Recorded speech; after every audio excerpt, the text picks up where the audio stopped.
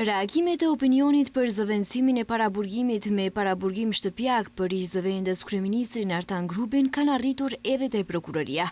Përmes një komunikate për mediat, prokuroria arsyetohet për këtë vendim, duke thënë se masa e arrestit shtëpiak, posaçërisht kur ka mbikëqyrje 24 orëshe, është gjithashtu paraburgim, por vetëm nuk bëhet në kushte burgu, ndërsa vendimin e kanë marrë bazuar në informacionet e MPB-s dhe Agjencisë së Sigurisë Kombëtare, sipas të cilave në burg nuk mund të garantohej siguria e grupit.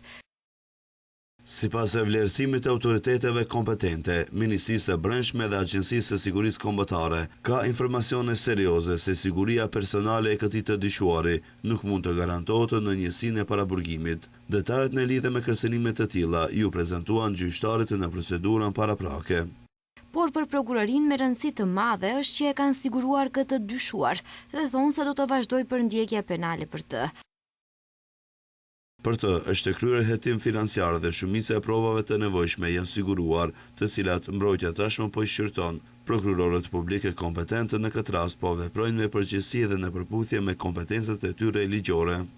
Komunikata e tyre përmbyllet me apelin që opinioni të përmbahet nga komentet në lidhje me vendimet e sjellura deri tani, të cilat sipas tyre janë legjitime, në mënyrë që, siç thonë, të mundsohet procedurë drejtë dhe efikase.